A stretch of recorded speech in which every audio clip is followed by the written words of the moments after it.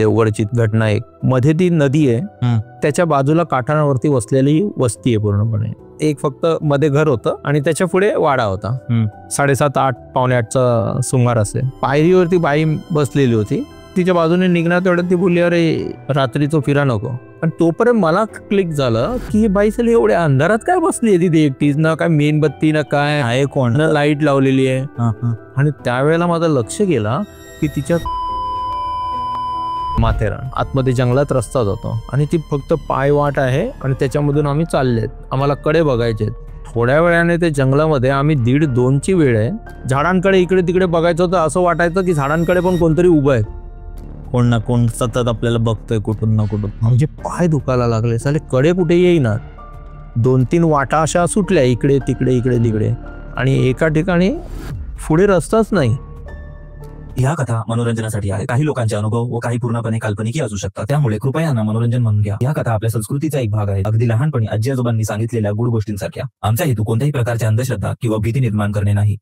Hello hello hello मित्रांनो, कसे आहात तुम्ही? स्वागत आहे तुमचं पंकजच्या परत एकदा एका नवीन एपिसोडमध्ये.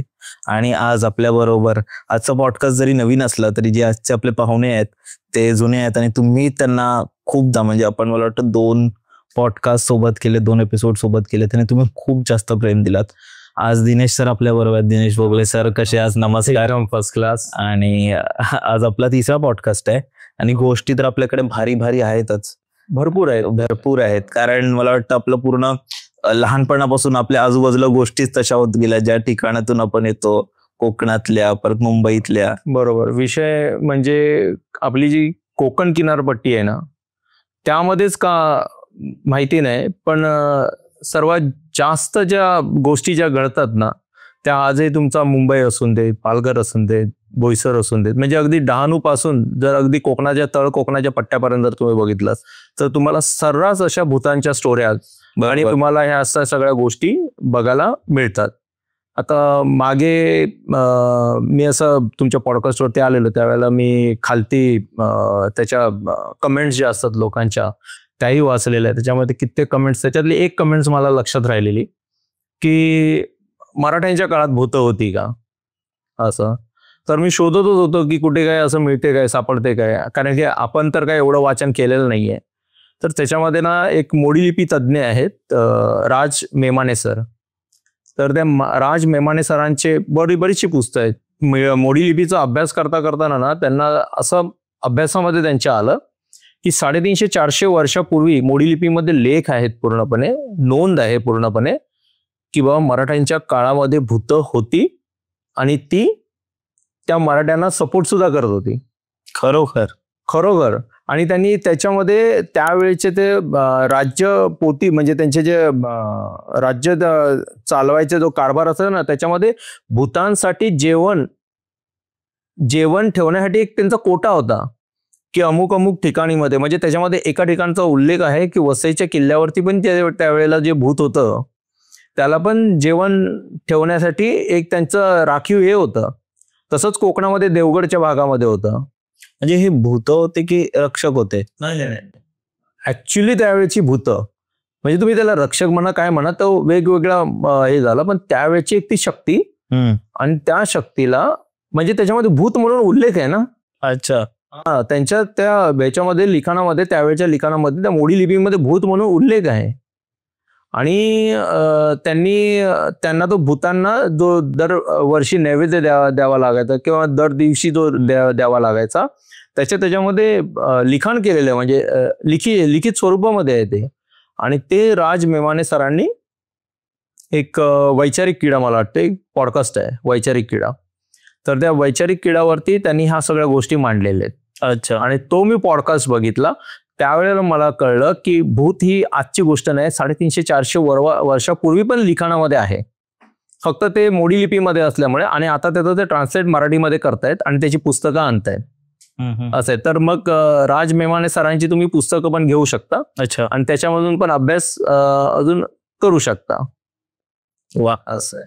नाही, तेच असं तुम्ही बोललात की आपल्या कोकण किनारपट्ट्यावर, आणि असं नाही की भूतांच्याच गोष्टी, बऱ्याच गोष्टी, सगळ्या प्रकारच्या, मग ते देवाचे झाले, मग ते आपल्या संस्कृतीचे झाले, मग ते कला क्षेत्रातल्या झाल्या किंवा काहीही, म्हणजे तुम्ही काहीही घ्या, त्या बऱ्याच गोष्टी आपल्या होत राहतात आणि खूप समृद्ध आहे. तुम्हाला बोलत होते जसं तुम्ही बोललात की मराठ्यांच्या काळात ही भूत होते, देव होते आणि हे खूप आधीपासून ही चालत आलंय.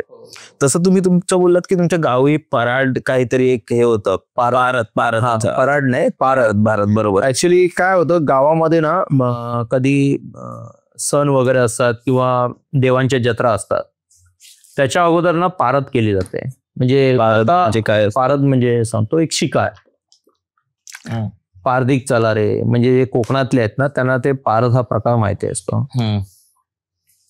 तर शिकारीला जायचे. तर शिकार कसली असायची? जंगली डुकरांची. बस जंगली डुक्कर मारून आणायचे आणि त्याच्या कोष्टी, आम्ही गावाला कोष्टी बोलतो, त्या कोष्टींचं वाटप करायचं. कोष्टी म्हणजे वाटे असतात. अच्छा.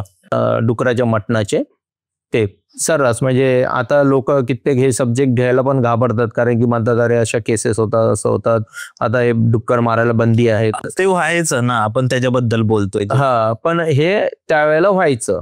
तर त्यावेळेची मी तुम्हाला स्टोरी सांगतोय. नावं वगैरे कोणाची घेत नाही, कारण की याच्यामध्ये अगदी पारदीला जाणारे पोलीसवाले पण होते, त्याच्यामुळे आपल्याला त्या सब्जेक्ट मध्ये म्हणजे कोणाची नावं नाही घ्यायची, काय नाही.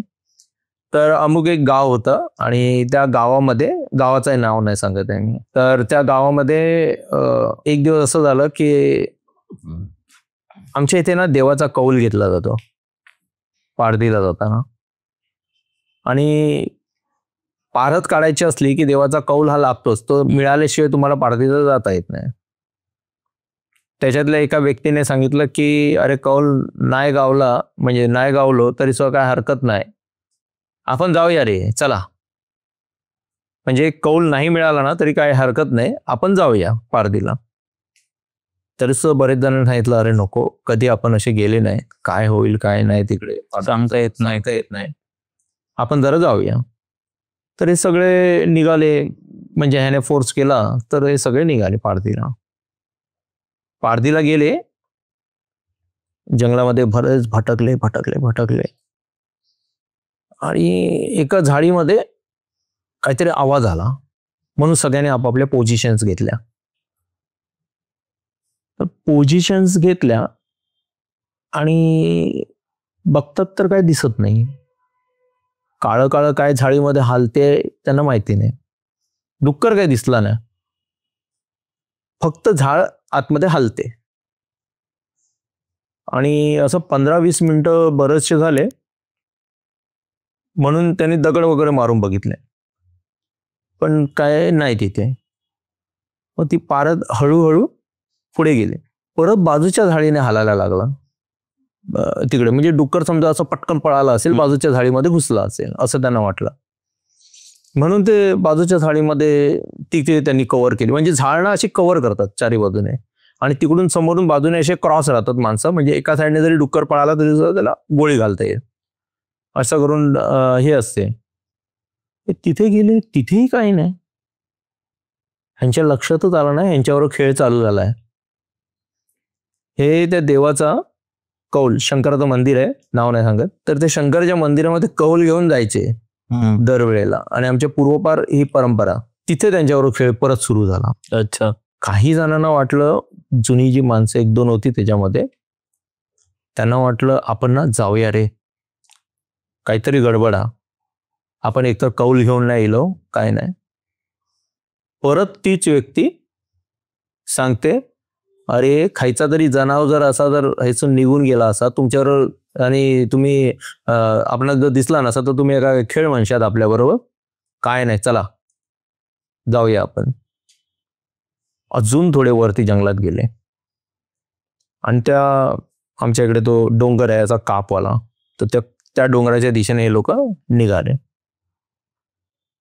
निघाले असताना पुन्हा एका झाडीकडे आवाज झाला, तसाच सरसर जोरात. असं डुक्कर हालतो ना जसा जोरात झाडीतून असं फिरतो, माणसांना बघून आतमध्ये ना डुक्कर असं सैरावैरा धावत सुटतो. तर हा तिकडे निघाले आणि ह्यांनी आता म्हटलं आता काही असेल ना कोळ्या झाडायच्याच, आणि तेवढ्यात ह्या लोकांनी पोझिशन घेतली. आणि हा जो सारखा सांगायचा ना माणूस की अरे काय होईल तर बघून जाऊया, आपण बघूया, आज पारख करूनच जायची अशी करून. आणि जो घेऊन गेलेला हा तिथे दिसेन असं झाला आजूबाजूला. आणि माझ्या ओळखीतला एक माणूस आहे, तो पण नेम धरून बसला, बाकीचे पण नेम धरून बसले आणि बाकीच्यांना डुक्कर दिसायला लागला. अच्छा. आणि हा ओरडून सांगतोय, पेट खालू नका, त्या माणसाच्या भोवताली डुक्कर नाही, ती बाई फिरते, तुम्ही पेट कोणी खालू नका. त्या माणसाचं आता मुद्दाम नाव घेत नाही, कारण की ते चांगलं नाहीये, ही सत्य घटना आहे एकदम, आणि ते अतिशय वाईट असते कोणाच्या तरी परिवाराला ऐकण्यासाठी किंवा काय. म्हणून मी त्या गावाचं पण नाव नाही घेत आणि कुठल्या माणसांची पण नाव नाही घेत. तुम्ही पेट घालू नका, थैसर बाई नाचता त्याच्या भोवतानी, म्हणजे तिथे बाई त्याच्या भोवताली नाचते, तुम्ही कोणी पेट घालू नका. हे भिडे बाजूचे बोलतात, अरे मेले तुझे डोळे फिरले, तेव्हा डुक्कर आतो, तो डुक्कर. आणि तेवढाच सगळ्यांनी थडाथड पेट टाकला, म्हणजे ते गोळ्यात छाडल्या. ती बाई गोळ्या झाडल्या नाहीशी झाली, बाजूने नाचत होती ती. ह्याने डोक्याला हात लावला, कारण की ह्याला मेलेली माणसं दिसतात. जो ओरडत होता ना तिथे बाई नाचते बाजूने, ह्याला मेलेली माणसं दिसतात त्या माणसाला आधीपासून. आणि हा सांगतो तिथे बाई नाचते त्याच्या भोवतानी, आणि ह्या बाकीच्यांना डुक्कर दिसतोय. ह्यानी गोळ्या झाडल्या आणि तो माणूस गेला. तर परत खालती आणलं, सगळं काय झालं, ऍडजस्टमेंट झाली, काय असेल पुढचं तर त्यांचा कारभार झाला. काही दिवस गेले आणि हीच व्यक्ती मग नंतर गावातल्या त्या लोकांना दिसायला लागली, आवाज द्यायला लागली, तो मेलेला माणूस. बापरे. आणि तो असा नाही म्हणजे की एकाएकी जीवन जगणारा माणूस नव्हता, तो अतिशय फ्रेंडली, म्हणजे हाय हॅलो कसं काय, कोणाच्या घरी काय झालं असेल, काय असेल तर पहिला नंबर, एकदम जॉली माणूस, कुठली केअर न करणारा माणूस. म्हणजे हे भूत भीत यांची तर कधी त्याला भीतीच नाही वाटली. रात्रीचा एकटाच बॅटरी घेऊन इकडे तिकडे फिरणारा माणूस, अशा प्रकारचा तो माणूस होता. आणि तो वारला. आणि ज्याला ती बाई दिसत होती ना नाचणारी, अशी त्याच्या भोवतीने नाचणार, हा एकदा टॉयलेटला रात्रीच्या साईडला, रात्रीला कसं होतं, घरं जी आहेत ना आमच्या कोकणातली मोस्टली करून त्यावेळेची घरांना टॉयलेट असं बाहेर असायचा, घराच्या बाहेर, म्हणजे घराला चिटकून, पण बाजूला परसावात वगैरे परसावा लांब झालं, पण त्यात दिशेत, हा म्हणजे तसंच जॉईंट होता घराला, पण मागच्या साईडला. हा टॉयलेटच्या इथे मागच्या साईडला गेला एकटा, तोपर्यंत काय त्याला भीती वगैरे नव्हती. मागे गेला आणि जस्ट असं बाहेर गेला आणि तो तिथे समोर उभा. कोण? तो मेलेला माणूस तिथे समोर उभा. हा मागे पळू पण शकला नाही, आणि तो ह्याला बोलतोय की काय रे तुम्ही माका टाकून दिलात सर. म्हणजे ह्याला एवढं हे झालं ना, तिथेच घाम फुटला त्याला बाहेर, म्हणजे परत घरात रिटर्न जाण्याचं पण त्याला सुधारलं नाही. तो तिथेच बोलला की घरातल्यांना आवाज द्यायला लागला. आणि मग नंतर घरातली त्यांची बायको धावत धावत आली, आणि मग नंतर तिने म्हटलं, हो काय झाला? अरे तो हैसर इलेलो. म्हटलं कोण इलेलो? तो पारदीत वारलो तो. बायको आवा. हा रात्रभर टॉयलेट कोंडून राहिला, म्हणजे तो परत टॉयलेटच्या दिशेने गेलाच नाही, गपचूप घरामध्ये गेला, सकाळी टॉयलेटला गेला. आणि त्या दिवसापासून आजपर्यंत तो टॉयलेटला जात नाही गावाला गेल्यावर मागच्या साईडला. मुंबईलाच जॉब करतो तो, पण आता गावाला गेल्यावरती कधी टॉयलेटला मागच्या साईडला रात्री जात नाही. एवढी त्याच्या मनामध्ये भीती बसली. त्याच्यानंतर 2-3 जणांना असा इन्सिडेंट आला की असं त्या दोघा तिघांबरोबर असं झालं की हा दिसतोय. मग गावातल्या लोकांनी, तुम्हाला मागच्या वेळेला सांगितलं मी जळबांध्याची स्टोरी सांगितलेली, त्या जळबांध्याप्रमाणे असं झालं की बाबा काहीतरी उपाय केला त्यांनी. आणि ते मग नंतर हळूहळू बंद झालं. बापरे. असा प्रकार होता. आणि जर तुम्हाला ह्याच्यावरती जे जर सांगायचं झालं तर माझ्यासोबत घडलेली घटना. बरं. आमच्या मामा गडी तामाण्याला मी जे सांगितलेलं मागचं देवगडची तुम्हाला घटना एक. देवगड हा भाग आहे ना तसा एकदम खिंडीमध्ये, म्हणजे तुम्ही चारी बाजूने डोंगर आहेत, मध्ये ती नदी आहे आणि त्याच्या बाजूला काठावरती वसलेली वस्ती आहे पूर्णपणे, गडी तामाणे गाव. आणि त्या भागात आहे ना राहटेश्वर मंदिर आहे, अतिशय प्राचीन मंदिर आहे. म्हणजे अगदी हे मी तुम्हाला राज मेमाने सरांची जी गोष्ट सांगितली ना, त्यांच्या गोष्टीमध्ये एका ताम्हाण असा गावाचा उल्लेख आहे 350-400 वर्षापूर्वी. अच्छा. त्या मोडी लिपीच्या याच्यामध्ये. आणि तिथे तो ब्रह्मराक्षस, त्या ब्रह्मराक्षसाची स्टोरी आहे. ते ताम्हाण जे गाव आहे ना ते गडी ताम्हाण आहे. म्हणजे ह्याच्यातल्या त्या ब्रह्मराक्षसांची जी स्टोरी सांगितलेली त्यांनी त्या ह्याच्यावरती वैचारिक किडा या पॉडकास्टवरती, तर त्याच्यातलं हे गडी ताम्हाण आहे. ताम्हाण ते हे गडी ताम्हाण आहे गाव. आणि तिथलं हे प्राचीन मंदिर आहे राहटेश्वर. हे तिथल्या देवगड भागातल्या लोकांना अगदी माहिती आहे की हे राहटेश्वर मंदिर आहे. तिथे सगळ्या प्रकारचे दोष मुक्त केले जातात आणि अतिशय पॉवरफुल मंदिर. तुळशीचं झाड तुम्ही बघितलंय कधी? हो. केवढं असते? छोटं असतं, म्हणजे एवढं वगैरे. सगळ्या अखंड महाराष्ट्रामध्ये जगामध्ये मला वाटतं लोकांना माहिती असेल की तुळशीचं झाड छोटंच असते. हो. वडाचं झाड बघितलंय? केवढं असते? प्रचंड मोठं असतं. प्रचंड मोठं. त्या झाडाला ना 3 वेळा जॉईंट करावं लागेल त्या प्रचंड मोठ्या झाडाला. एवढं मोठं तुळशीचं झाड त्या गडी ताम्हाण्याला राहटेश्वर मंदिराच्या समोर आहे. बाप रे. तुळशीचं झाड आहे. मी तर ते बघूनच अवाक झालो की तुळशीचं झाड एवढं मोठं होते. एवढं मोठं झाड तुळशीचं त्या राहटेश्वर मंदिराच्या समोर. आणि त्यावेळेला मला कळलं, तो त्यावेळेचा तो पॉडकास्ट पण त्यांचा बघितला त्यावेळेला, की अरे बापरे, हे ताम्हाणे गाव एवढं जुनं आहे. हा, एवढा उल्लेख आहे त्याचा, एवढा उल्लेख आहे त्याचा इतिहासामध्ये.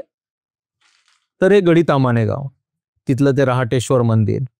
राहटेश्वर मंदिरांना तिथे जे कौल लावले जातात, काय लागतात, त्याचा गाभारा ना असा खाली आहे एकदम. राहटेश्वर मंदिराच्या याचा शंकराची पिंडी असे गाभारा खाली आहे. तिथे नॉर्मल सगळ्यांना जाण्याची परमिशन नाहीये. इतकं जागृत आहे ते. आणि तिथे ना कधी ना कधी असं जर बघितलं तर साप असतात आतमध्ये, त्या मंदिरामध्ये आतमध्ये. अशा प्रकारचं ते देवस्थान आहे. त्या गावातली मी ज्या वेळेला आमची गाय वगैरे, आमचे वडील वारल्याच्या नंतर आमची गाय वगैरे आता आम्ही सांभाळणार कसे, कारण की आमचा फायनान्शियल सपोर्ट तुटलेला. म्हणून आम्ही ती गाय आमच्या मामाला दिली. बरं. आणि मामाने ती गाय सांभाळायला त्याच्या घरी नेली, कारण की त्याच्याकडे भरपूर शेती. अच्छा. म्हणजे मी मागच्या ह्याच्यामध्ये सांगितलं ना, जवळजवळ 650-700 एकरच्या वर शेती आहे मामाची आमच्या. तर त्याने ती गाय तिकडे नेली आणि त्याने सांभाळायला. आणि आम्ही आईला वगैरे आम्ही म्हटलं, आई मे महिन्याची सुट्टी पडली तर आपण एक काम करूया ना, आपली गाय बघून येऊया ना मामाकडे. म्हणून आम्ही मे महिन्याच्या सुट्टीमध्ये गावी मामाकडे गेले, मामाकडे गेले गडी ताम्हाण्याला. तर आम्ही इतकी वर्ष गाय सांभाळलेली, वासरं सांभाळलेली, त्याच्या लळा असतं ना, लळा असतो. तर त्या लळेप्रमाणे ती गाय आम्हाला बघितलं दुपारी आम्ही आलेले आहेत आणि आमचा आवाज वगैरे यायचा. तर मागेच एक फक्त मध्ये घर होतं आणि त्याच्या पुढे वाडा होता. तर त्या वाड्यामध्ये गाय आणि बांधलेली होती. तर आम्ही तिथे, मी सारखा तिथे बघायला जातो. तर गाय जास्त हंबरत होती. बरं. संध्याकाळ म्हणजे रात्रच पडलेली, काही दिसत नव्हतं मागे. 7:30-8, पावणे 8चा सुमार असेल. गाय जास्त हंबरते म्हणून मी मागे गेलो एकटाच बघायला. मी लहानच होतो. मागे गेलो तर गायीच्या इथे गेलो आणि परत हंबरते म्हणून हात वगैरे लावला गायीला वगैरे आणि रिटर्न येत होतो. एक पायरीवरती बाई बसलेली होती आणि बसलेली तिला बघितली आणि जस्ट मी असं निघणार तेवढ्या म्हणजे तिच्या बाजूने निघणार तेवढ्यात ती बोलली, अरे एवढ्या रात्रीचं काय फिरतं. म्हटलं नाही गाय हमरत होती म्हणून मी माझी जरा हात लावून गेलेले गाय बघू गेलेले, म्हणजे गाय हमरत होती म्हणून मी बघायला गेलेलो. बस मी चाललोय, रात्रीचं फिरा नको म्हणजे रात्रीचं फिरू नको, एवढंच मला ती बाई बोलली. आणि मी आतमध्ये गेलो आणि म्हटलं आपण काय खेळतो ना संध्याकाळचे वगैरे, म्हणून म्हटलं मामी माझी बोलली शकू मामी की बाबा आंघोळ करून घे जा म्हणून. पाटल्या घराला ते नाणे घर होतं आमचं मामाचं, तिथे गरम पाणी काढून ठेवलेलं होतं. ते गरम पाण्याचं ते तपेले असतात ना ते तापलेलेच असायचे चुलीवरती, टोप असे तपल्यासारखं काहीतरी असायचं ते हंड्यासारखं मोठं, ते कंटिन्युअस चालूच असायचं. हो, तर तिथे आम्ही ते आंघोळचं बालडीमध्ये पाणी काढून दिलं आणि मी तिथे आपलं आंघोळ करायला गेलो. परंतु ही बाई तिकडेच बसलेली आणि एवढा अंधार. मला त्यावेळेला नाही कळलं की बाई अंधारात एकटी काय बसलीये म्हणून. आणि ही तिथे बसलीये, त्याला अशी नाही छोटीशी, पहिला गावामध्ये, आता इकडे कोकणामध्ये सर्रास लोक ना काय करतात, न्हाणी घराला ना खिडक्या नाही बसवत, ते सिमेंटच्या जाळ्या असतात ना, सिमेंटच्या जाळ्या त्या बसवतात. बरोबर बरोबर. हा, तर त्याला होल होल असतात. मी इकडे आंघोळ करतोय, मी आपला त्या होलवाल्या जाळीतून बघितलं ती बाई तिकडेच बसली, ती इकडे बघते, तुमच्याकडे बघते. हा, आणि तोपर्यंत मला क्लिक झालं की ही बाई चल एवढ्या अंधारात काय बसली आहे तिथे एकटीच, ना काय मेणबत्ती ना काय आहे, कोण ना लाईट लावलेली आहे. आणि त्यावेळेला माझं लक्ष गेला की तिच्या घराचा जो मागचा दरवाजा आहे ना त्याला जाळ्या जळमट आहे, कुलूप लागलेला आहे, म्हणजे बंद दरवाजा आहे कधीचा, आणि बाई कोण बसली आहे मागे. म्हणून मी पटापट मग ते आंघोळ कसली होते, पाणी फटकन ओतलं, तसं टॉवेल घेतला आणि पळालो आतमध्ये. आईला म्हटलं आई तिथे बाई बसली आहे. मी मगाशी सांगणार होतो की त्या गाईला मी हात लावून येत होतो ना, त्यावेळेला ती मला बोलली एवढ्या रात्रीचं खै फिरतोस म्हणून, अंधार असून खै फिरतोस. मग मी आईला सांगितलं कुठे रे बाळा, मला आई बाळा बोलायची, कुठे रे, तर म्हटलं त्या दरवाज्यावरती. हे बाबा नशीब तुका काय झाला नाही, कारण की ती बाई मेलेली आहे. मला काहीच नाही माहिती, पण नंतर आमच्या मामीने आम्हाला ती स्टोरी सांगितली की ती बाई बसते, कोणाला काही करत नाही, त्रास नाही दे, पण तरी सुद्धा ज्याला माहिती आहे ना त्याने जर बघितलं तर तो घाबरतो. आम्हाला काही माहितीच नाही ना त्याच्यामधलं. आणि नॉर्मल बाईसारखी बाई दिसते असं काय नाही, तिने काहीतरी स्वतःच्या नवऱ्याच्या भांडणावरून रागाने त्याच जागेवरती पेटवून घेतलेलं स्वतःला केरोसिन टाकून, आणि ती त्याच जागेवरती बसलेली होती, त्याच पायरीवरती. आणि हे मी बघितलं आणि तिथे परत माझा कधीच धीर, मी आजही त्या मामाच्या इकडे गावाला गेलो ना, रात्र पडली ना, मी तिकडे मागच्या साईडला जात नाही, आजही जात नाही. म्हणजे एवढं हे खतरनाक ही गोष्ट घडली असं. आणि ती बाईचा इतिहास काय होता, म्हणजे कोण होती? बस घरामध्ये भांडणं झालेले ह्यांच्याच चुलत फॅमिली मधली.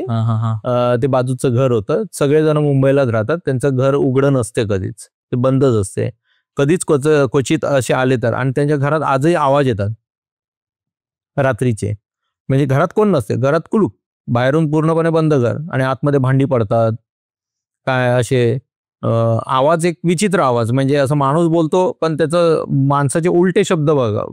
अच्छा, उच्चारले जातात. आपल्याला कळणार नाही की ते नेमकं काय बोलतंय, अशा प्रकारचं. म्हणजे हा जर इन्सिडेंट सांगायचा ना, तर मी जो तुम्हाला मागच्या वेळेला सांगितलं ना, आपला पहिला एपिसोड झालेला, त्यावेळेला म्हणजे आमचा ना दक्षिणेचा दरवाजा होता, आम्ही ग्राउंड फ्लोअरला राहायचो, तर त्याचा पहिल्यांदा साऊथ फेसिंगचा, म्हणजे वेस्ट साईडला त्याला नैऋत्य कोण बोलतात. बरं. तर त्या कोणचा दरवाजा होता, आणि आम्ही पहिल्यांदा झोपायचो वगैरे असे, आणि कोण वारलं ना किंवा रात्री समजा 2-2:30 वाजता आम्हाला आमच्या बेडरूमच्या खिडकीच्या बाहेरनं एक आवाज यायचा नेहमी, आम्ही अगदी उठून पडद्याला कान सुद्धा लावायचो की नेमकं कोण काय बोलते. आवाज येतोय पण तो आवाज कळायचा नाही आपल्याला, त्यांचे शब्द आपल्याला कळायचे नाहीत की ते नेमकं बडबडतायत काय, बोलतायत काय. खिडकीतून बाहेर बघितलं तर कोणी नाही, पण आवाज सतत यायचा. त्याच्यानंतर त्या रूमची एक अशी गोष्ट होती की त्या रूम मध्ये समजा आता बिल्डिंग मध्ये जर कोण वारलंय ना, काय झालंय ना, तर तुम्ही अंगाला बॉडीच्या अंगाला हे लावता ना, काय ते निर्गिलीचं तेल, आणि एक वेगळ्याच प्रकारची स्मेल असते स्मशानामधली. रात्री 12च्या नंतर आपोआप ती स्मेल त्या रूम मध्ये यायला सुरुवात, बापरे, त्या घरात यायला सुरुवात असं. आणि त्याच्यानंतर मग आम्ही एकदा मोबाईलमध्ये मग आम्ही डिटेक्टर पण घेतलेला, मॅग्नेटिक फील्ड. एक ॲप येतात बरेचसे, बरोबर. आम्ही मोबाईलमध्ये तो डिटेक्टर घेतला, तो ॲप घेतला आणि आम्ही तो मॅग्नेटिक फील्ड पण चेक केलेली. बापरे. कित्येक ठिकाणी आमचा महालक्ष्मीचा फोटो होता लावलेला, त्या ठिकाणी ती मॅग्नेटिक फील्ड मिळायची. लाकडाची फ्रेम, लाकडाच्या फ्रेमकडे मिळायची अशा प्रकारे. आणि कित्येक अशी ना घरामध्ये अशा जागा होत्या, अशा चालत चालत चालत आम्ही फिरायचो ना. आता फ्रीज वगैरे तर भरपूर लांब राहिले, आम्ही हॉलमध्ये नॉर्मल एरियामध्ये जिथे काही सामान वगैरे नाही तिथे सुद्धा ती मॅग्नेटिक फील्ड मिळायची अशा प्रकारचे. म्हणजे ते टीव्हीवरतीच बघून आम्ही आपले प्रयोग वगैरे की आम्हाला जे काही जाणवते ना, त्या एनर्जीज चांगल्या, म्हणजे एनर्जीज खरोखर अशा प्रकारच्या मिळतात काय, मॅग्नेटिक फील्ड अशी मिळते का, असं आम्ही ते केलं. तर त्या घरात ना असं बऱ्याच वेळेला अनुभव आलेला होता आणि आम्हाला कधी त्रास नाही झाला. मला तर त्याचा भरपूर फायदा झाला, बिझनेसमध्ये पण मला त्या गोष्टींचा भरपूर फायदा झाला. मी तेवढ्या डीपमध्ये त्याच्यामध्ये गेलो नाही कधी बघायला वगैरे की काय असते काय नसते, पण अशा प्रकारच्या ज्या गोष्टी आहेत ना, ह्या ज्या व्हायच्या त्या घरामध्ये, त्या मला जाणवलेल्या आहेत. बरोबर. जसं मी मागच्या वेळेला सांगितलेलं की पडद्यावरती काळी आकृती दिसायची, आमचा ऍक्सिडेंट झाल्याच्या नंतरच, बरोबर, त्याच घरातलं मी तुम्हाला सांगतोय. वा, असं. तर एक मला तुम्हाला विचारायचं होतं, तुम्ही बोलवतात की तुम्हाला माथेरानचंही कोणते, बरोबर, पिसारे बाबा. पिसारे बाबा, मला वाटते तिथे एक मंदिर होतं छोटंसं, पिसारा बाबा.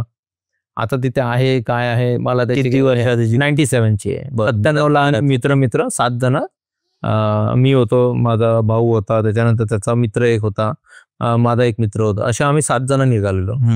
आम्ही एक, त्या काळाला कसं होतं, आरमाडा गाडी होती, सुमो वगैरे पण होत्या त्यावेळेला, कॉलिस होत्या, सुमो होत्या, पण आरमाडा ही थोडी जुनी झालेली गाडी आणि ते भाड्याने कमी भाड्यामध्ये मिळायची, म्हणून आम्ही आरमाडा केली बुक. आमच्याकडे एवढं काय, आम्ही काय जॉबला वगैरे नव्हतो, आम्ही तर लहान मुलं होतो, म्हणजे एक 18-19 वर्षाचे.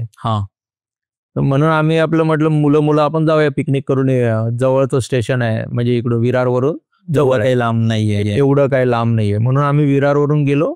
माथेरानसाठी आम्ही निवडलं माथेरान. गेलो तर आम्ही इकडून 6:30-7 वाजता निघालो. आम्हाला पोचेपर्यंत तिकडे मला वाटते 11:30च्या आसपासचा टायमिंग झाला त्या काळी. आणि आता म्हणतात की गाड्या वरती सोडत नाहीत, 4 व्हीलर वरती जाऊ देत नाहीत, वरती घाटातून चढून. आता तिथे त्यांच्या इलेक्ट्रिक बसेस वगैरे असं सगळं काहीतरी त्या लोकांनी केलंय, किंवा ट्रेनने, बाय ट्रेनने तुम्ही वरती जाऊ शकता. तर त्या काळाला तर त्या घाटातून गाड्या जात होत्या. आम्ही पण आरमाडा कशी बशी चढवून नेली, चढत तर नव्हती, कशी बशी चढवून त्या ड्रायव्हरने नेली. पिसारा बाबाचं वरती गेले, थोडंसं नाश्ता पाणी वगैरे केला आणि त्याच्यानंतर लोकांनी सांगितलं इथे जागृत देवस्थान आहे पिसारा बाबाचं, तुम्ही बघा. छोटंसं मंदिर होतं त्या काळी. तर त्या पिसारा बाबाच्या मंदिरमध्ये गेले, पाया वगैरे पडले आणि म्हणाले चला आता आपण जरा फेरफटका मारूया. त्याच मंदिराच्या बॅक साईडने असा एक लेफ्ट साईडला ना आतमध्ये जंगलात रस्ता जातो आणि आम्हाला स्पॉट बघायचे होते की जंगलात ना अशा आतमधल्या जंगलातल्या रस्त्यावरून कड्यांवरचे स्पॉट दिसतात वेगवेगळे. तर त्याच्यातला एक मोठा जाणकार माणूस आमच्यामधला मुलगा होता की मी पहिल्यांदा पण आलोय, आपण जाऊया त्या स्पॉटना बघूया, म्हणून आम्ही त्या रस्त्याने आतमध्ये चालायला लागलो. 1-1.5-2च्या आसपासचा हा वेळ असेल आणि त्याकडे आम्ही आतमध्ये ते जंगलात निघालो ना, थोड्या वेळाने ते जंगलामध्ये आम्ही 1:30-2ची वेळ आहे, 7:30चा जो 7-7:30चा जो वेळ असतो ना त्यावेळेला केवढा अंधार पडतो. अचानक तेवढा अंधार झाला जंगलामध्ये, घनदाट जंगल एकदम. एवढं घनदाट जंगल, आणि ती फक्त पायवाट आहे छोटीशी, आणि त्याच्यामधून आम्ही चाललेत. आम्हाला कडे बघायचे, कसले ते पॉइंट बघायचे, म्हणजे त्या कड्यांवरून आम्ही आवाज देणार वगैरे बघणार. म्हणून आम्ही अजून आतमध्ये गेलो. आमचे पाय दुखायला लागले, साले कडे कुठे येईनात. 2-3 वाटा अशा सुटल्या, इकडे तिकडे इकडे तिकडे. हा बोलला इकडे तिकडे आपल्याला कुठे नाही जायचंय, आपल्याला सरळच जायचंय. बरं. आणि कित्येक जणांनी ना, आधीच्या लोकांनी ना रिबीन बांधलेले होते तिथे, मधल्या रस्त्यांना झाडीला रिबीन बांधून ठेवलेलं. आम्ही म्हटलं कोणीतरी रिबीन बांधले म्हणजे त्यांनी ह्या परत येण्याच्या रस्त्यासाठी रिबीन बांधलेत ना. आणि आम्ही त्या रस्त्याने पुढे पुढे निघालो. अशा 3 वाटा झाल्या, चला तिन्हीकडे रिबीन, इकडे पण रिबीन, इकडे पण रिबीन, तिकडे समोर जायला पण रिबीन थोड्या वेळ. हा बोलला आपण ना काय करायचं, आपल्याला हे माहिती आहे की आपण ना सरळ जायचंय. आपण जर इकडच्या तिकडच्या वाटेला गेलो ना, आपण लेफ्ट राईट मध्ये चुकू. आपण येताना सरळच येऊ. आम्ही त्याला म्हटलं अरे तुला माहिती आहे ना, तू गेलायस ना, आधीचे स्पॉट बघून आला ना. हो मी बघितलंय, मी पण त्याच वेळेला असं सरळच गेलेलो आम्ही. म्हटलं चला बघूया सरळ. तर सरळ गेले, आणि एका ठिकाणी कडा कुठला, ती वाटच कडा झालेली, म्हणजे हार्डली 4 फुटाचं असं रुंदीचं डिस्टन्स असेल, आणि तिथून खाली कडा, पण ती वाट मात्र पुढे जाते. मग परत जवळजवळ 20-30 फुटाचा तो असा खाप आहे, म्हणजे असा कडा आहे, आणि 4 फुटाच्या डिस्टन्सवरून तुम्ही पुढे जाता. म्हणून आम्ही थोडंसं पुढे गेलो 20-30 फुटावरून. तर पुढे परत असंच जंगलासारखा रस्ता लागला, आणि आम्ही तिथून चाललोय परत पुढे. पण आम्हाला ना शेवटपर्यंत असा घनदाट जे जंगल होतं ते थोडंसं मोकळं रान मिळालं, म्हणजे वरती झाडं वगैरे नव्हती, म्हणून तर ऊन वगैरे थोडंसं दिसायला लागलं. पण मधला जो जवळजवळ 1.5 तासाचं आमचं रनिंग आहे ना, 1.5 तास रनिंग केलं आम्ही. ते 1.5 तासाचं रनिंग आम्हाला पूर्ण काळोखी जंगल, आणि पुढे थोडंसं मोकळं झालेलं, आणि थोडंसं मोकळं होऊन आम्ही जस्ट, आम्हाला असं वाटलं आम्ही त्या कडेपर्यंत पोहोचणार आहे, म्हणून आम्ही तिकडे पुढे गेलो. रस्ता पण झाला, पुढे रस्ताच नाही, म्हणजे आम्ही कड्याच्या टोकाला आलो असं आम्हाला वाटलं पुढे. म्हणून आता काय करायचं. तर ह्याला आम्ही बडबडलो, अरे इथे तर काहीच नाही, इथे तर डायरेक्ट रस्ता संपला. मग बोललं चला आपण, मला वाटतं ना त्या उजव्या साईडला जे जायचं होतं ना, म्हणून तिकडे आलो. म्हणजे तिकडे यायला आम्ही म्हणालो आता आपण इथून मागे फिरूया. ऑलरेडी आपण 1.5 तासाचं रनिंग कापलेलं आहे, मध्ये पूर्ण जंगल आहे, घनदाट आणि काळोख आहे. आपण लवकरात लवकर नाही, नको आपल्याला ते स्पॉट वगैरे, आपण मागे फिरू, आपण जाऊया. म्हणून आम्ही परत रिटर्न फिरलो, तिथून आले तर परत त्या 20-30 फुटाचा जो कड्याचा पोर्शन होता तो फटाफट क्रॉस केला, आणि आम्ही आले जंगलात. जंगलात आम्ही परत रिटर्नला चालतोय ना, आम्ही ज्या वाटेने गेलो ना आणि त्याच वाटेने आलो. एंट्री केली आम्ही त्या घनदाट जंगलामध्ये, आणि आमच्या समोरच्या ना त्या 2-3 वाटा होत्या ना, त्या गायब झाल्या आजूबाजूला जाणाऱ्या. फक्त थेट रस्ता दिसतोय. आम्ही थेट चालतोय परत स्ट्रेट रस्त्यामध्ये. आम्ही तसेच, आम्ही असं इकडे तिकडे कुठेच वळलो नाही, आम्ही फक्त स्ट्रेट पकडलेला ना रस्ता, आम्ही त्याच्यामधूनच येत होतो. आम्ही परत रिटर्न येताना आम्हाला ते 2 फाटे जे इकडे तिकडे जाणार होते ना, ते कुठे मिळाले नाही मध्येच. म्हटलं आपण पूर्ण 1.5 तासाची रनिंग कापली, जवळजवळ 20 मिनिटं आपण फक्त पुढे चालत गेलो, आपल्याला परत पुढे एक मोकळं रान मिळालं चालत जायला. 20 मिनिटाचं रनिंग कापल्यावरती आपल्याला ते 3 फाटे मिळाले पाहिजे होते ना. बरोबर. आम्हाला परत रिटर्न 20 मिनिटं आल्यावरती आम्हाला ते फाटे मिळाले नाही. आम्ही गोंधळलो, आत्ता आम्ही कुठल्या रस्त्यावरती चाललोय. आणि तरीच म्हणाला आता बाहेर तर पडलं पाहिजे. आणि त्यावेळेला आमच्याकडे मोबाईल फोन वगैरे काहीच नाही, त्या काही संबंधच नव्हता 97ला मोबाईल फोनचा वगैरे, म्हणजे आमच्याकडे तरी नव्हते, कोणाकडे इतरांकडे असतील तर. आणि आम्ही रिटर्नच्या वाटेवरती वळताना आम्हाला हे कन्फ्युजन झालं की आम्ही नेमकं बरोबर रस्त्यावरती आहोत की नाही. आणि अंधार त्याच्यापेक्षाही जास्त झाला.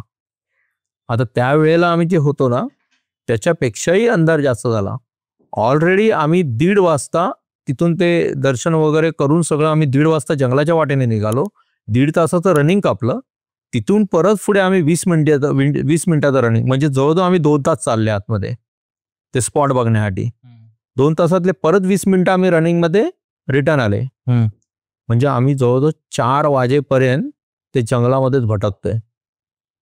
आणि जंगलामध्ये आल्याच्या नंतर परत रिटर्नच्या वेळेला जंगलामध्ये आल्याच्या नंतर काळोख अतिशय जास्त झाला आणि आम्हाला चालत असताना असं वाटलं की मी चालतोय ना तर माझ्या बाजूला कोणतरी चालतंय. म्हणजे असं नाही, असं समोर बघून नाही, असं आपल्याला असं जाणीव होते ना माझ्या बाजूला कोणतरी चालतंय, थर्ड आय व्ह्यू असं बोलतो ना आपण त्याला. मला असं जाणवलं माझ्या बाजूला कोणतरी चालतंय.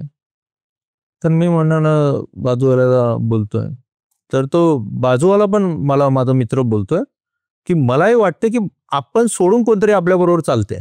बरं. आणि आम्ही एकटा असेल ना तर वेगळी गोष्ट, हे साथीच्या साथी आम्हा जणांना असं वाटत होतं की आमच्या सोबत कोणतरी चालतंय ह्या जंगलामध्ये. आणि त्याच्यानंतर बाजूला ना एकदम उंच उंच झाडं घनदाट जंगलमध्ये. आम्हाला माहितीच नाही की आमच्यावर खेळ चालू झालाय.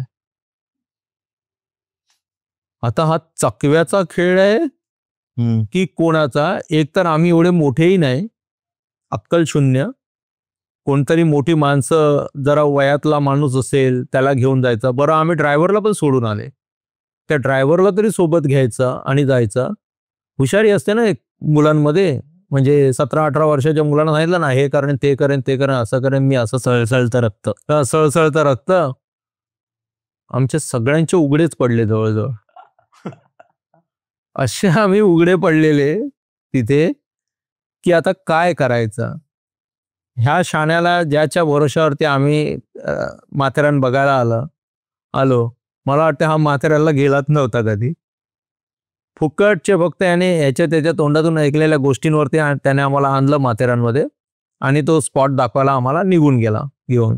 शेवटी तोही घाबरलेला, कारण की त्याच्याबरोबर पण अशा गोष्टी व्हायला लागल्या. आणि त्याच्यानंतर आम्ही झाडांवरती बघतोय ना, परत रिटर्न यायच्या रस्त्यांवरती झाडांवरती सलहा मला एकही रिबीन नाही दिसली. आता आम्ही जाणार कुठे?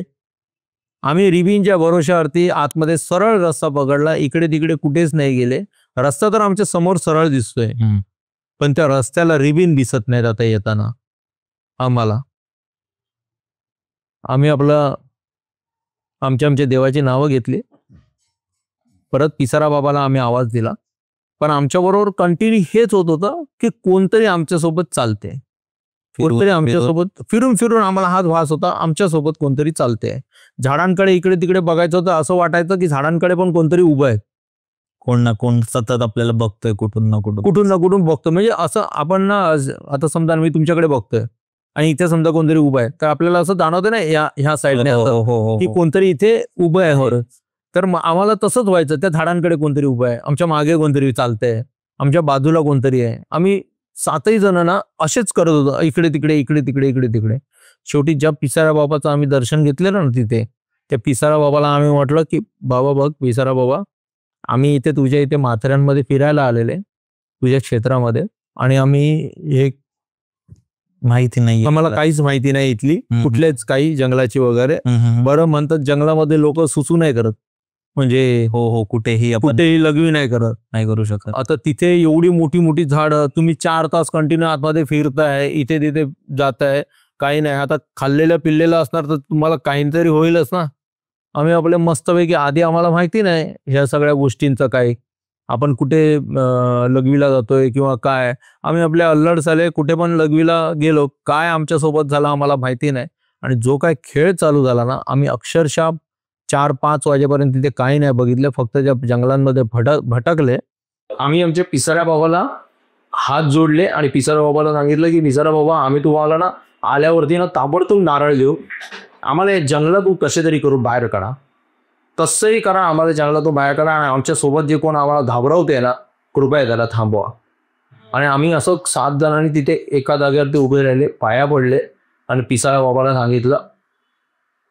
त्या क्षणालाच ना आमच्याबरोबर जो चाललेला ना खेळ, तो तिथेच थांबला.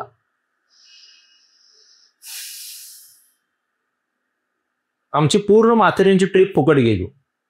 नशीब आम्ही ते ट्रिप चालू करण्याच्या आधी की पिसारा बाबाच्या मंदिरमध्ये जाण्याच्या आधी नाश्ता पाणी करून घेतलेला, नाही तर उपाशी मेलो असतो. आणि तिथून आम्ही जसे बाहेर पडलो तसे नारळ विकत घेतला. म्हणजे आम्हाला त्याच वाटेने आम्ही रिटर्न आलो, त्याच वाटेने आम्ही देवाचं नाव घेतलं पिसारा बाबाचं तिथे, आणि आम्ही म्हटलो की बाबा आम्हाला या जंगलातून बाहेर काढता. आणि आम्ही बाहेर आलो. आम्ही काय बोललो नाही. तिथेही कोणतरी असा उघडा आणि भगवं धोतर घातलेलं होतं. भगवं धोतर पण नाही, अशी लुंगी टाईप गुंडाळलेलं. बाबा एक म्हातारा बसलेला होता.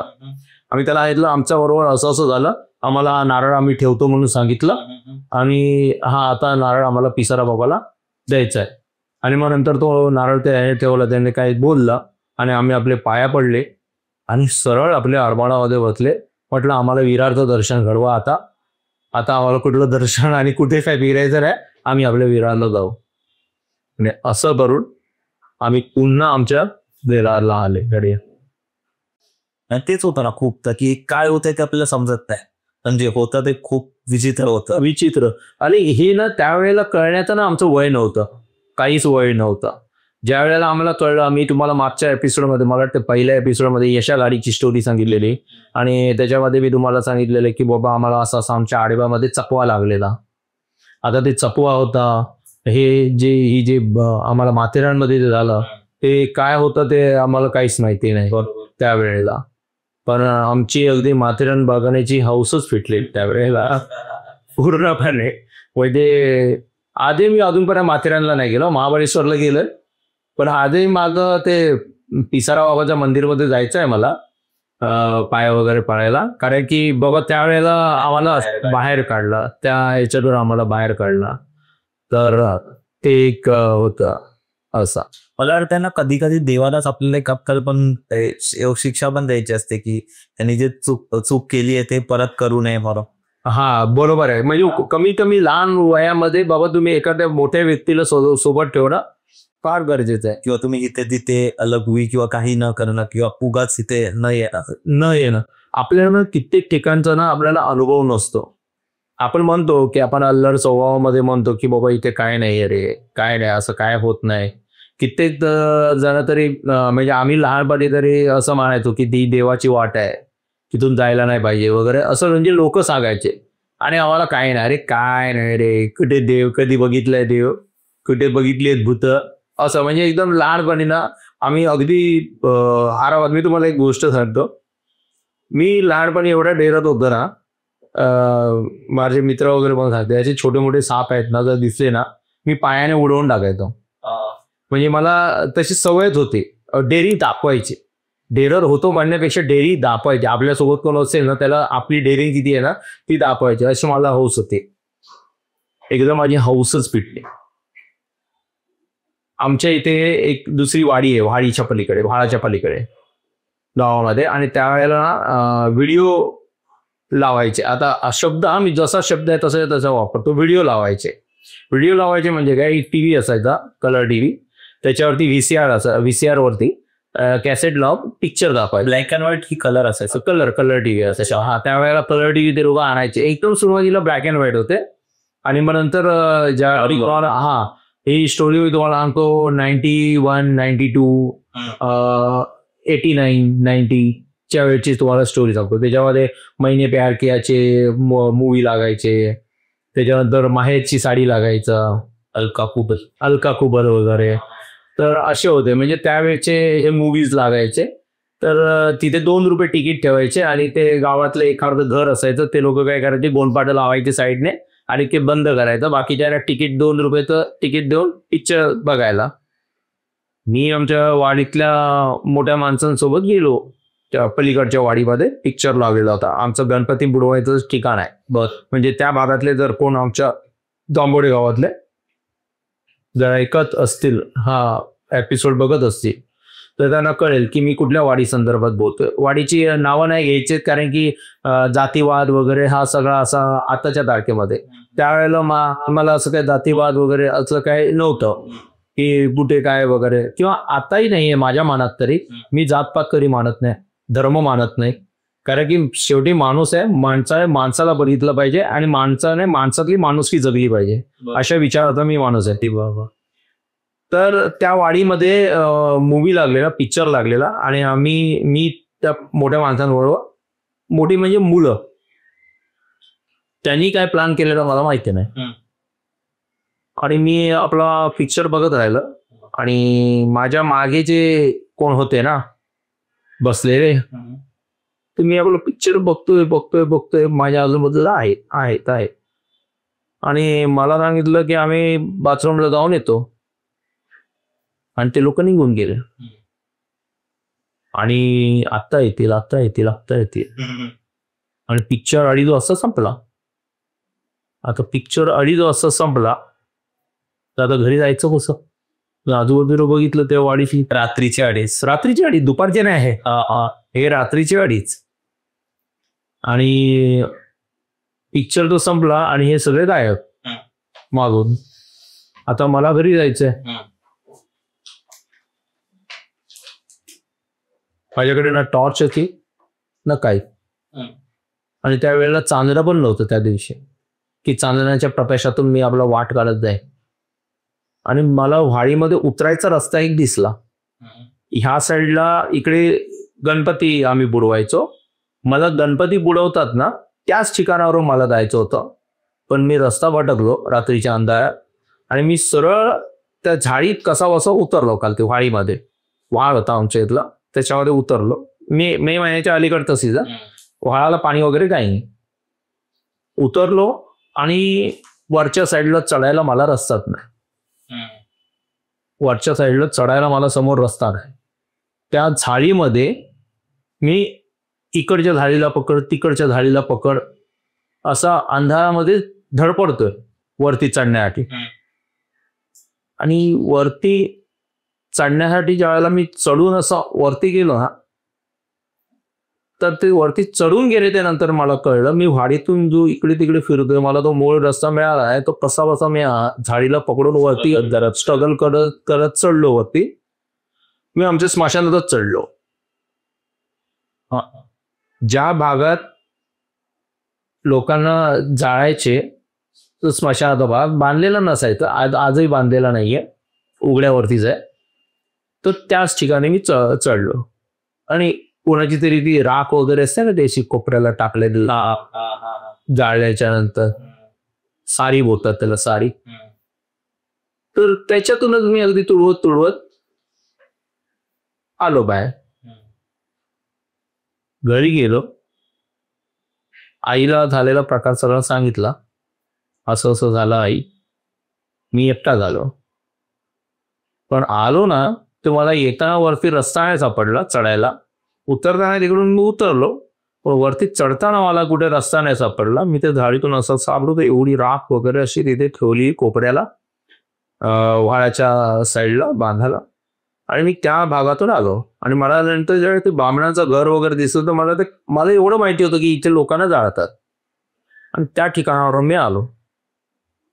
त्याच्यानंतर घरी आलो, आणि माझा ना 2 दिवसामध्ये ना स्वभाव बदलला,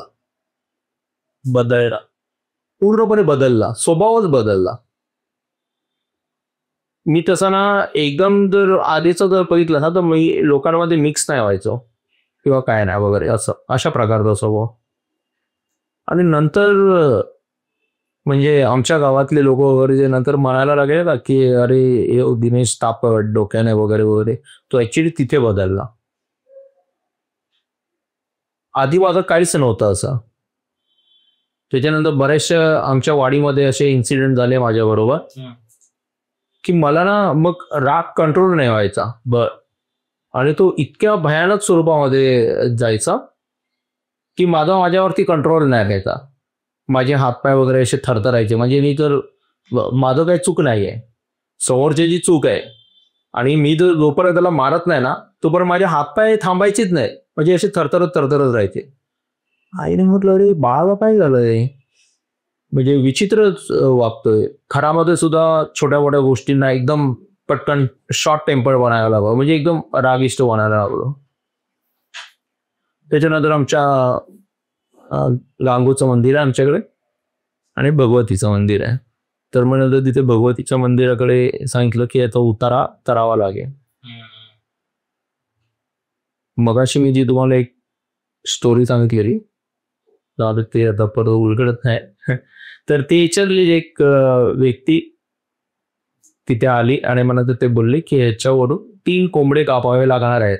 आम्ही विचारले 3 कोंबडे काढावे लागणार आहेत आणि ते आपल्याला आपल्या दळबांध्याकडे सोडावे लागणार आहे. आणि त्यांनी ते एका रात्रीमध्ये 9-9:30चा मला आठवतंय, मला एका जागेवरती बसवलेलं आमच्या घरात आणि त्यांनी काय काय विधी केले मला आता पूर्णपणे माहिती नाही, पण 3 कोंबडे माझ्यावरून उतरवले होते आणि ते म्हणतात जा बांध्याकडे त्यांनी काय त्याचं जाऊन केलं. त्याच्यानंतर सुद्धा म्हणतात की मी बदललो वगैरे, पण मी नाही, मला वाटतं मी आमच्या विरारलाच येऊन बदललो. कारण म्हणजे मला कंट्रोल मला स्वतःला मी स्वतः नंतर करायला लागलो हळूहळू.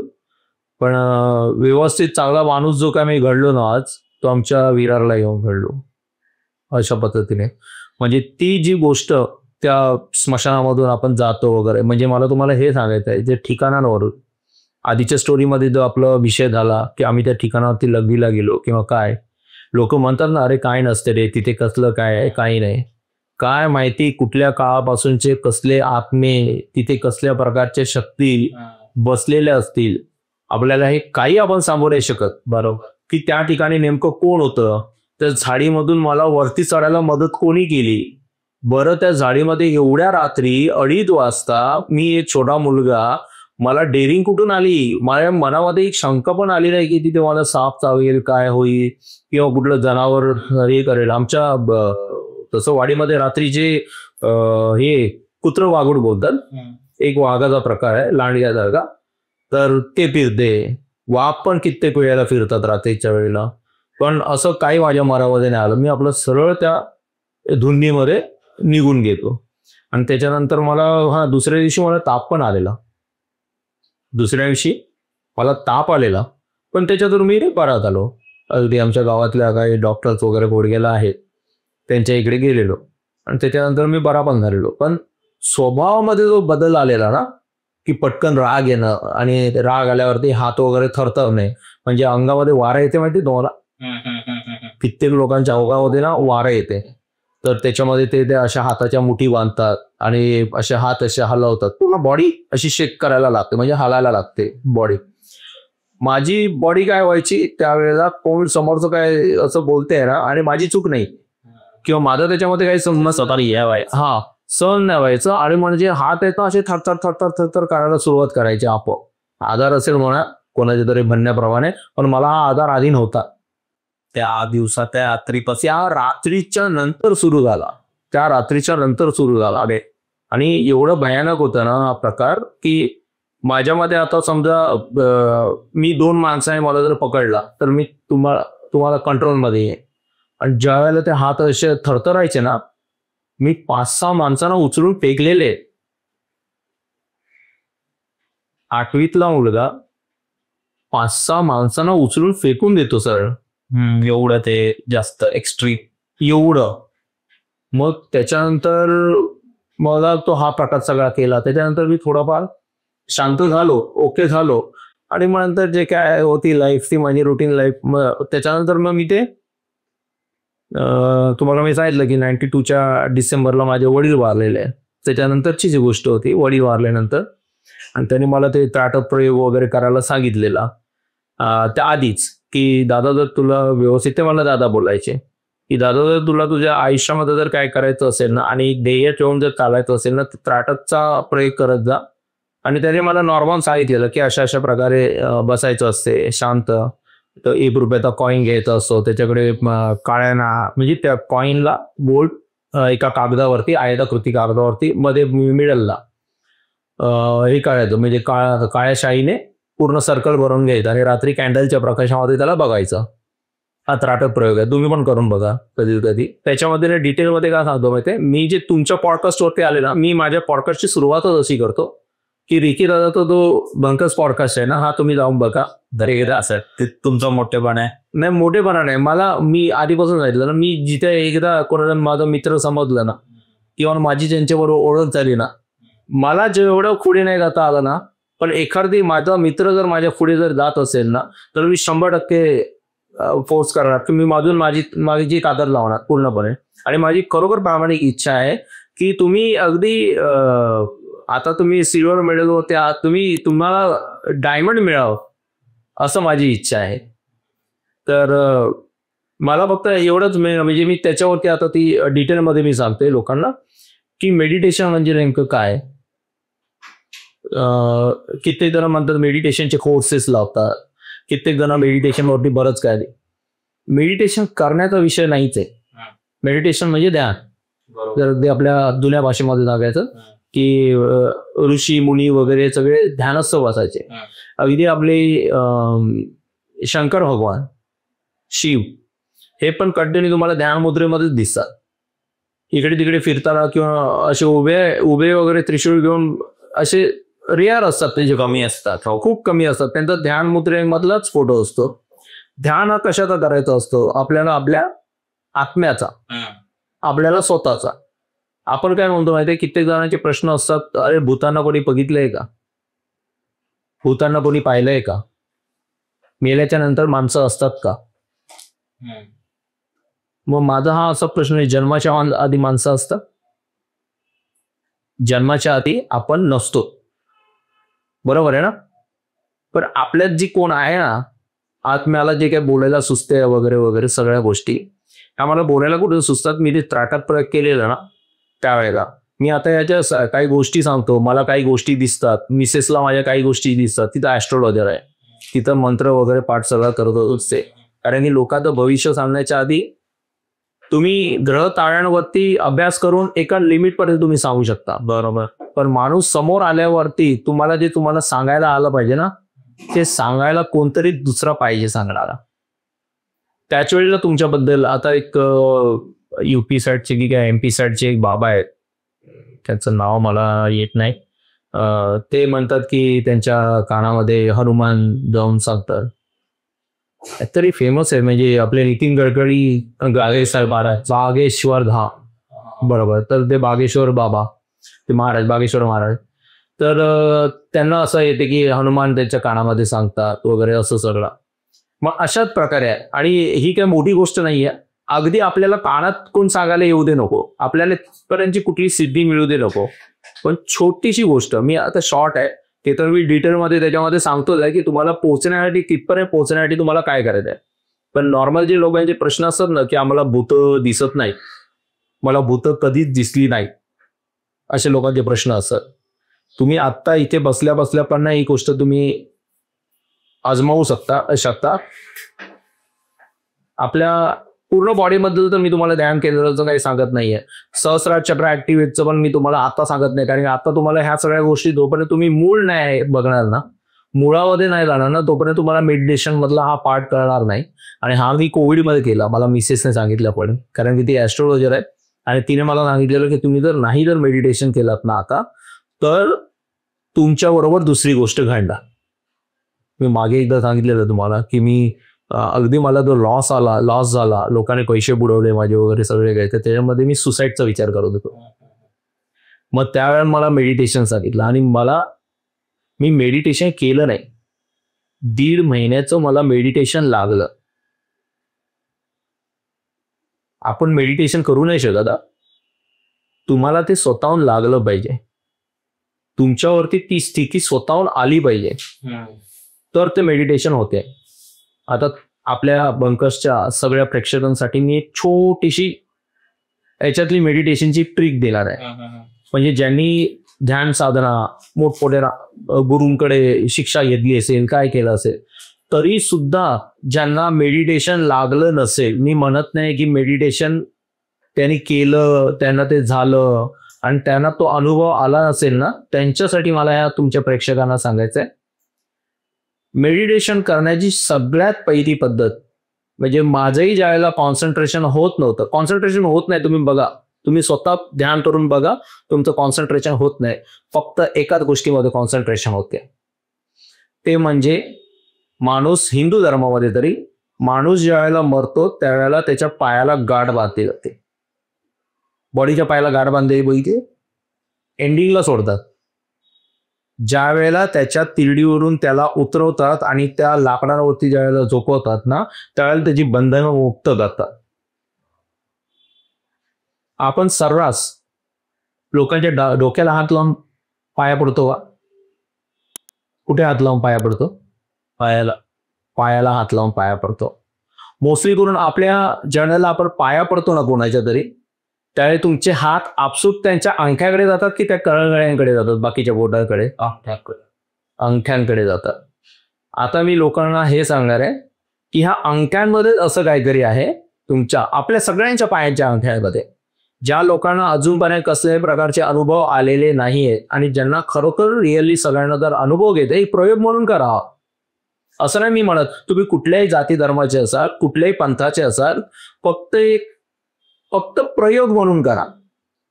स्वतःच्या पायाचे अंगठे तुम्ही कुठल्या पण पोझिशन मध्ये ठेवा. आता असे मांडी घालून बसा, कसे पण बसा. तुम्हाला तुमच्या पायाचे ज्यावेळी तुम्ही अंगठे डोळे बंद करून इमॅजिन करणार ना, बघायला ज्यावेळी जाणार ना, त्यावेळेला तुमच्या पायाचे तुम्हाला अंगठे दिसत नाही. मी आता पॉडकास्ट संपवून जरी गेलो नाही तो रिकी दादा, तुम्ही पण प्रयोग करून बघा. प्रयोग करायला काहीच हरकत नाही. प्रयोग म्हणून प्रयोग करायचा. पायाचे अंगठे तुम्ही कुठल्या पण पोझिशनला ठेवा. तुम्हाला तुमचे पायाचे दोन्ही अंगठे एकाच पोझिशनमध्ये सरळ दिसतात, पण तुम्हाला ते तुमचे अंगठे दिसत नाही. बरं, तुम्ही ते आता जे तुमच्या नाकांसकटचे जे अंगठे आहेत ना, ते बघण्याचा जो प्रयत्न करता ना, ते अंगठेही तुम्हाला तसेच्या तसे दिसत नाही. तुम्हाला एकतर ते ब्लॅक लाईन मध्ये दिसतं किंवा व्हाईट लाईन मध्ये दिसतात. आणि तुम्हाला जर तुमचं अगदी फोकस तुमच्याकडे स्वतःच्या जीवनाकडे बघण्याचा अगदी चांगला दृष्टिकोन आहे, तुम्ही लोकांचं वाईट नाही केलंय, काहीच चांगलं म्हणजे कुठल्याही गोष्टीमध्ये लोकांचं नुकसान नाही केलंय, लोकांच्या बद्दल चांगला विचार करता, भले तुम्ही लोकांना 2 रुपये देऊ नका, पण तुम्ही तुमच्या तोंडातून नेहमी जर तो शब्द काढता ना की ह्याचं भलं हो, ह्याचं चांगलं हो, हा पुढे जाओ, असं जो कोण विचार करत असेल ना, त्याला त्याचे पायाचे अंगठे पूर्णपणे व्हाईट प्रकाशामध्ये दिसतील. हा प्रयोग आहे.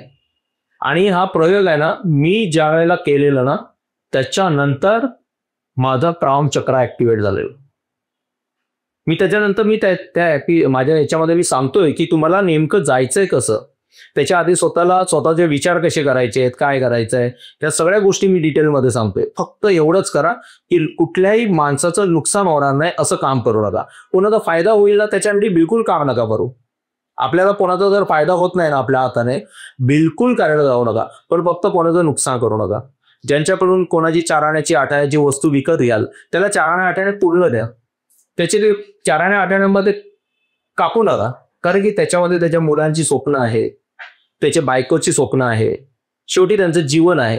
आपण दिलेले 4 आणे 8 आणे जे काही मेहनतीचे त्याचे असतील ते त्याला पूर्णपणे द्या आणि त्याचा परिवार चालवू देत. त्याच्यामध्ये कुठलं नुकसान त्याची अडका आणू नका, त्याची हाय कधी घेऊ नका. तुम्हाला तुमच्या आयुष्यामधल्या सगळ्या चांगल्या गोष्टी बघायला मिळतील.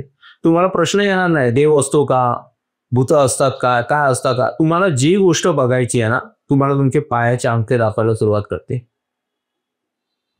एक प्रयोग म्हणून नक्की सगळ्यांनी करा. त्याच्यामध्ये फक्त कुठल्याही वेळेला ज्या वेळेला तुम्ही शांत बसलेले असाल ना, त्यावेळेला पायाच्या अंगठ्यांकडे फोकस करा.